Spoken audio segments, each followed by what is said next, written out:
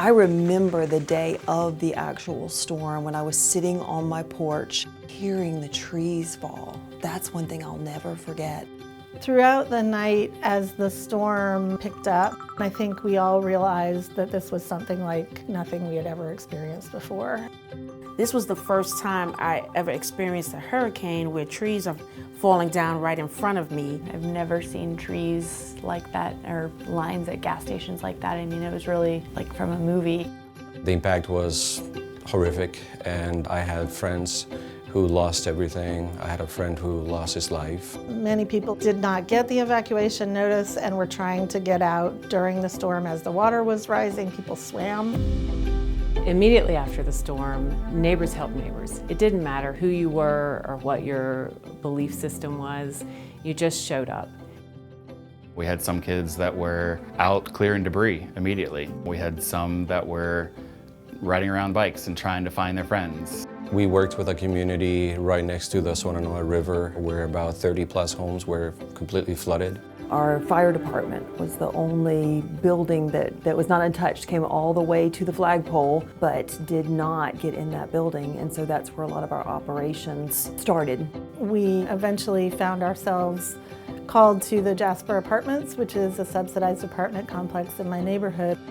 In a city without running water for 6 or 7 weeks, people did not have a way to cook, and so the need for meals that we provide was exacerbated overnight. What was fascinating to me was seeing how all of the organizations, nonprofits, grassroots came together to support one another. What I learned is that I come from a really scrappy community full of doers. The biggest lesson that I think we took from that is a strong community is incredibly powerful. I have to say, United Way stepped in as an anchor organization to support many of the smaller nonprofits. And United Way really afforded us the ability to have space to open up a distribution site. We also were able to connect to many volunteers. We received a donation of $50,000 right at the beginning from United Way, which allowed us to be able to buy tools, to buy construction supplies.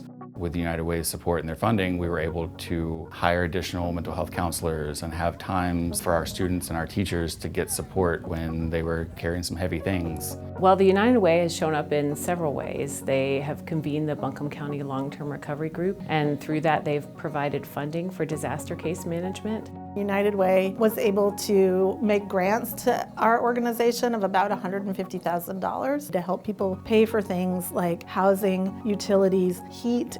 United Way did one of their days of caring and brought the team out and just worked, getting supplies out, distributing food. The immediacy with which United Way showed up with funding and the simplicity of how they made those funds accessible to us was essential. When the storm first hit, I didn't think we were at all ready because we didn't have a plan, we didn't have a playbook. But what we did have was we had a network of partners, community, grassroots organizations, businesses, local government, schools. We had strong trust built up within that network. What that meant was that the folks in that network knew who we were and trusted us and could immediately write checks to support us.